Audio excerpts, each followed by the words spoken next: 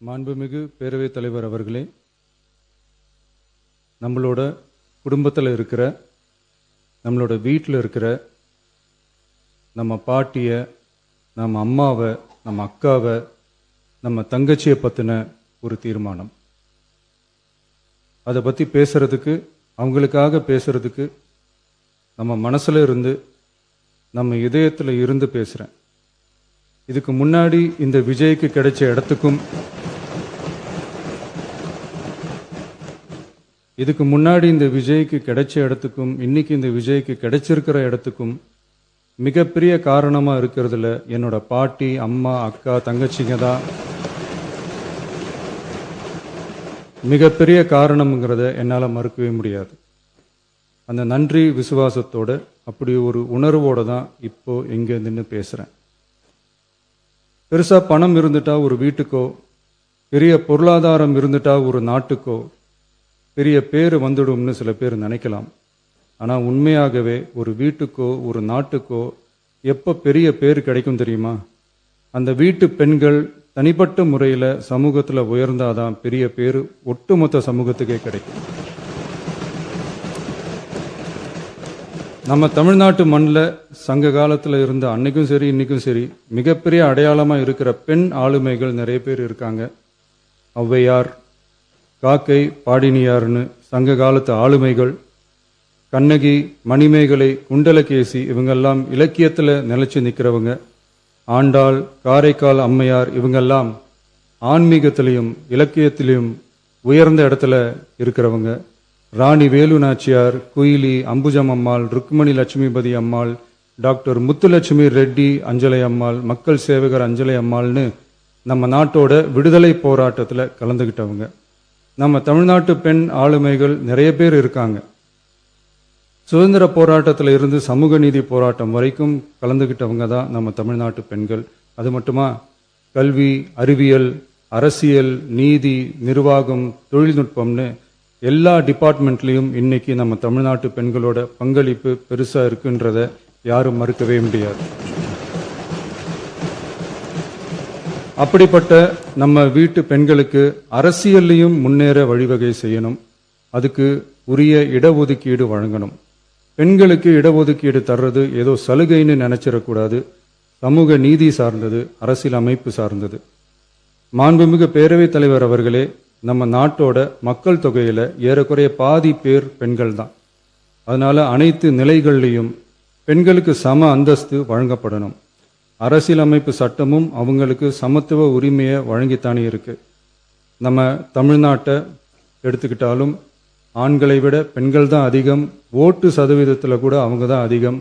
ஆனால் அவங்களுக்கான அரசியல் இடம்னு பார்த்தா 2021 சட்டசபையில் 12 பெண்கள் இருந்தாங்க. இப்போ இந்த 2026 சட்டசபையில் 23 பெண்கள் இருக்கிறாங்க.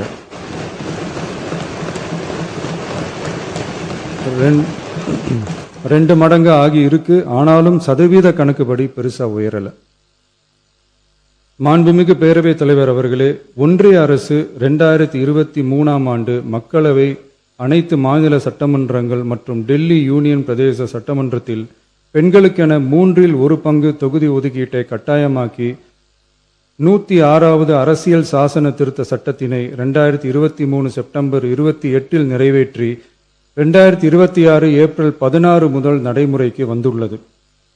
இருப்பினும் மேற்படி தொகுதி ஒதுக்கீடானது மக்கள் தொகை கணக்கெடுப்பு மற்றும் அதை தொடர்ந்து நடக்கும் தொகுதி மறுவரையறை பணிகளுக்கு பிறகுதான் முழுமையாக நடைமுறைக்கு வரும் என்று தெரிவிக்கப்பட்டுள்ளது. மேலும் ஒன்றிய அரசு 2026 ஆண்டு 131வது அரசியல் சாசன திருத்த சட்ட மசோதாவையும் 2026 ஆண்டு தொகுதி மறுவரையறை சட்ட மசோதாவையும் தாக்கல் செய்து 2026 ஏப்ரல் 17 3/2 பங்கு உறுப்பினர்களில் ஆதரவு இல்லாமல் மசோதா நிறைவேறவில்லை. அவ்வாறு மக்கள் தொகை கணக்கெடுப்பு மற்றும் தொகுதி மறுசீரமைப்புடன் பெண்களுக்கான தொகுதி ஒதுக்கீட்டை இணைப்பதால் அதனை நடைமுறைப்படுத்த மேலும் பல ஆண்டுகள் காலதாமதம் ஆகலாம். மாண்புமிகு பேரவைத் தலைவர் அவர்களே, நாடாளுமன்றம் மற்றும் மாநில சட்டமன்றங்களில் மகளிருக்கென 1/3 பங்கு தொகுதி ஒதுக்கீட்டு செய்து சட்டம் நிறைவேற்றப்பட்டிருந்த போதிலும் அதனை நடைமுறைப்படுத்துவதில் ஏற்படும் கால தாமதத்தினால் அச்சட்டம் நிறைவேற்றப்பட்டதன் நோக்கம் நிறைவேறாமல் காலம் தாழ்த்தப்படும் சூழ்நிலை உருவாகியுள்ளது. இது பெண்களின் அரசியல் உரிமையை மறுக்கும் செயலாகும். எனவே மகளிருக்கான தொகுதி ஒதுக்கீட்டை மக்கள் தொகை கணக்கெடுப்பு மற்றும் தொகுதி மறுவரையுடன் இணைத்து அதனை ஒத்திவைக்க கூடாது. மேற்படி தொகுதி ஒதுக்கீட்டை விரைந்து நடைமுறைப்படுத்துவதற்கு உரிய நடவடிக்கைகள் எடுக்கப்பட வேண்டும் என தமிழ்நாடு அரசு ஒன்றிய அரசை வலியுறுத்துகிறது. மாண்புமிகு பேரவைத் தலைவர் அவர்களே, நம்ம டிவிகே அரசு பெண்களுக்கான அரசியல் அதிகாரம் வழங்குறதுல முன்னோடி மாநில அரசாதான் இருக்கு. 4 பெண் அமைச்சர்கள் இருக்கிறாங்க. பெண்கள் பாதுகாப்புக்கு சிங்கப்பெண் சிறப்பு அதிரடிப்படை இருக்கு. பெண்களுக்கான பாதுகாப்புல, பெண்களுக்கான இம்பார்ட்டன்ஸ்ல டிவிகே அரசு ரொம்ப கவனமா தான் இருக்கு. இனியும் அப்படிதான் இருக்கும். உள்ளாட்சியில பெண்களுக்கு 50% இடஒதுக்கீடு கொடுத்ததும் இன்னைக்கு ஆயிரக்கணக்கான பெண்கள் மக்கள் பிரதிநிதிகளா மாறி இருக்காங்க. அவங்களோட தலைமை பண்பும் ப்ரூவ் ஆகி இருக்கு. அதே மாதிரி பெண்களோட வெற்றியை சட்டமன்றத்திலையும் பார்லிமெண்ட்லையும் எக்ஸ்டெண்ட் பண்ண வேண்டிய நேரம் வந்துருச்சு. மாண்புமிகு பேரவைத் தலைவர் அவர்களே, இன்று இந்த பேரவையின் வாயிலாக பெண்களுக்கான 33% இடஒதுக்கீட்டை இனியும் தாமதிக்காமல் நடைமுறைப்படுத்த வேண்டும் என்று ஒன்றிய அரசை வலியுறுத்துகிறோம். இது பெண்களுக்கான சலுகை இல்லை, இது அவர்களுடைய ஜனநாயக உரிமை. இது ஒருவருக்கான வெற்றி அல்ல, இது இந்திய ஜனநாயகத்தின் வெற்றி. ஒரு பெண் அதிகாரம் பெறும்போது ஒரு குடும்பம் உயர்கிறது. ஆயிரக்கணக்கான பெண்கள் அதிகாரம் பெறும்போது ஒரு நாடே உயர்கிறது. மக்கள் தொகை கணக்கெடுப்பு மற்றும் தொகுதி மறுசீரமைப்புடன் பெண்களுக்கான தொகுதி ஒதுக்கீட்டை இணைப்பதால் ஏற்படும் காலதாமதத்தின் காரணமாக பெண்களுக்கான தொகுதி ஒதுக்கீட்டை ஒத்திவைக்க கூடாது என்றும் அதை விரைவாக அமல்படுத்த தகுந்த அரசியலமைப்பு மற்றும் சட்டப்பூர்வ நடவடிக்கைகள் எடுக்கப்பட வேண்டும் என்றும் தமிழ்நாடு அரசு ஒன்றிய அரசை வலியுறுத்துகிறது.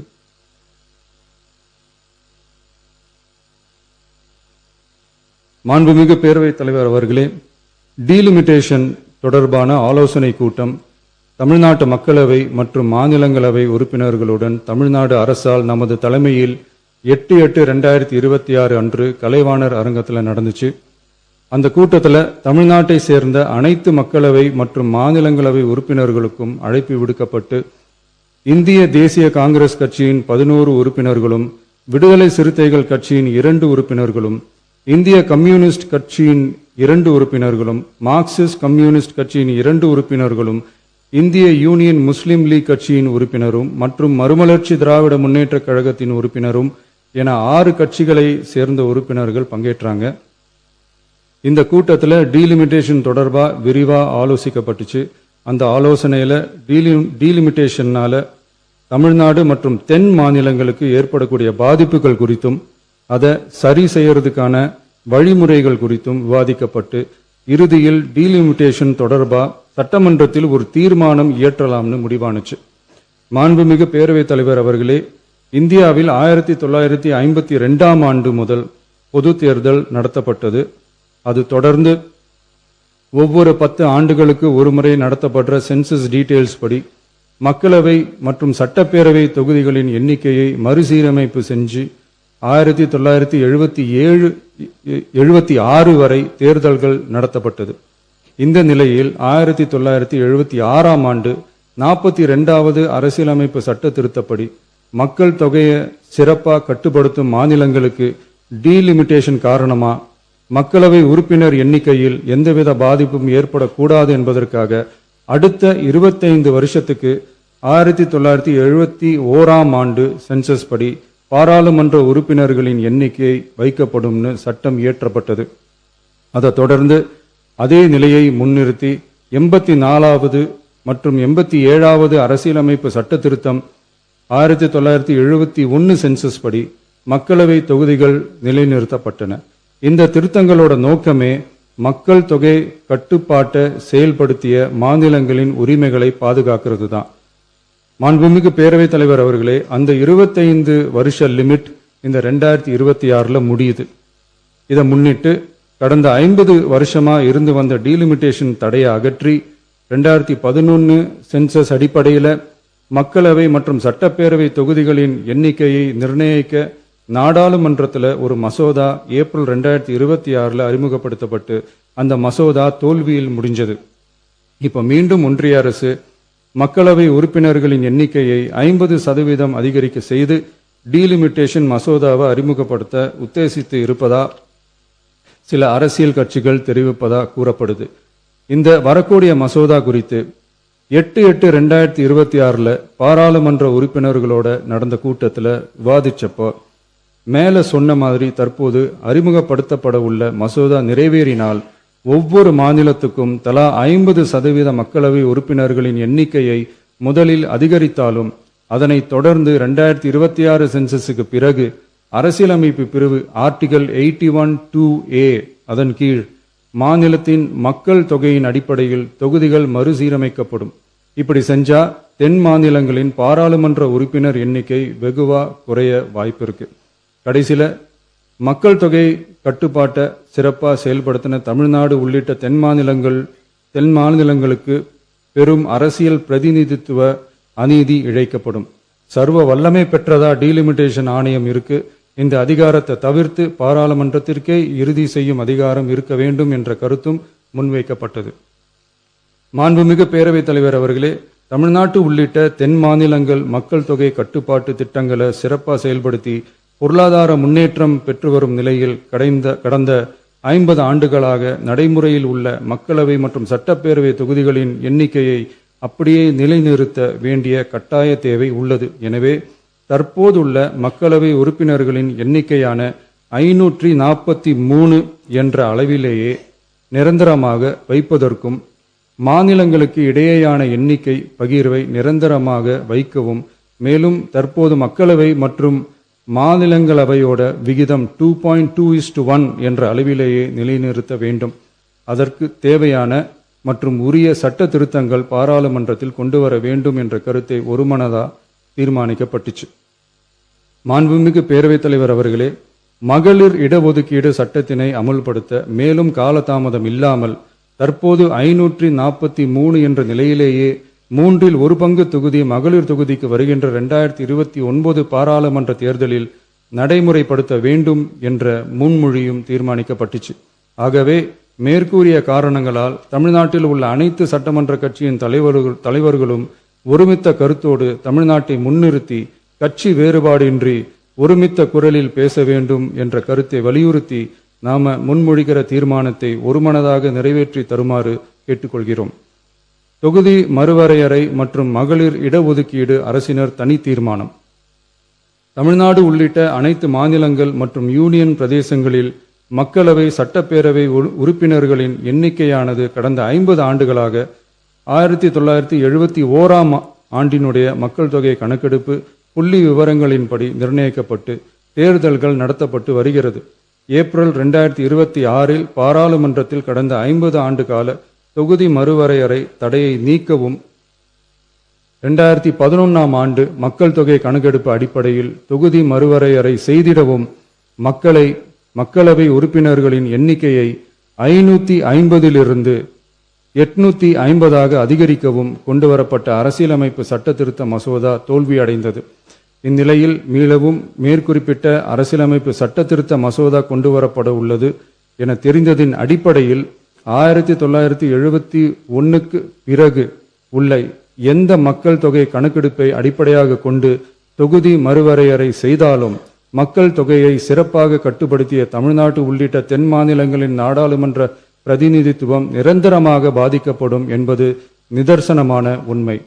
ஒன்றிய அரசு அளித்த உறுதியின்படி மக்கள் தொகை கட்டுப்பாட்டு திட்டங்களை சிறப்பாக செயல்படுத்தி நல்ல பொருளாதார வளர்ச்சி கண்டு நல்ல சுகாதாரம் மக்கள் நல திட்டங்களை மேற்கொண்டு வரும் எந்த ஒரு மாநிலமும் தொகுதி மறுவரையால் பாதிக்கப்படாமல் பார்த்து கொள்வது ஒன்றிய அரசின் தலையாய கடமையாகும்.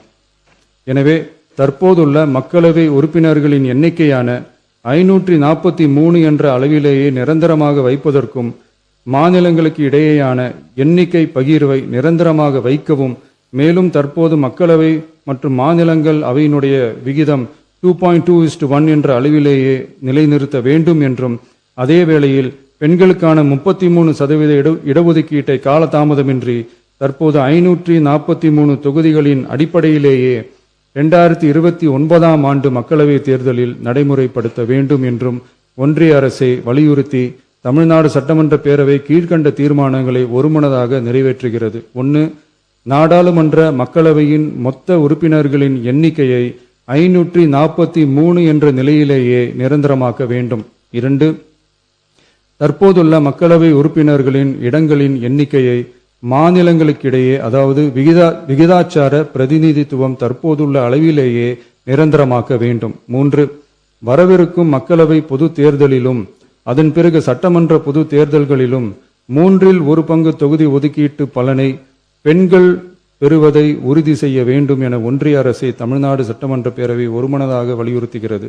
மாண்புமிகு பேரவைத் தலைவர் அவர்களே, இந்த தீர்மானம் ஒரு அரசியல் கட்சியின் தீர்மானம் அல்ல, தமிழ்நாட்டின் உரிமையை நிரந்தரமாக பாதுகாக்கும் தீர்மானம். எனவே அனைத்து கட்சிகளை சேர்ந்த மாண்புமிகு பேரவை உறுப்பினர்கள் இந்த தீர்மானத்தை ஒருமனதாக நிறைவேற்றி தர வேண்டும் என்று கேட்டுக்கொள்கிறோம். நன்றி.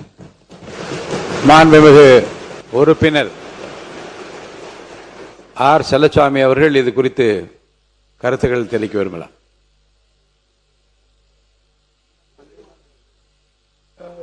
இதை குறித்து பேச போறீங்க, வேற ஏதாவது சொல்லுங்க. மாண்புமிகு பேரவைத் தலைவர்களே, உங்களுக்கு தெரிந்த செய்தி தான் இது. அரசின் சார்பாக 110 விதியின் கீழ் சில அறிவிப்புகளை செய்கிற பொழுது அந்த பகுதியிலிருந்து அது நன்றி சொல்வதாக பாராட்டுதான் விடுவார்கள், எப்பொழுதுமே நடைபெற்றுக் கொண்டிருப்பது. இது போன்ற தனி தீர்மானங்களை முதலமைச்சர் அல்லது சம்பந்தப்பட்ட அமைச்சர்கள் கொண்டு வருகிற பொழுது பிரதான எதிர்க்கட்சியை தான் முதலாக அது வாய்ப்பு கொடுக்கிற பழக்கம் தான் இது வரைக்கும் இருந்திருக்கிறது. அதை நினைவூட்டுகிறேன். ஏன்னா அவரை நீங்க அனுமதிங்க, அப்புறம் நீங்க எல்லாருமே பேசுறது அனுமதி ப்ளீஸ்.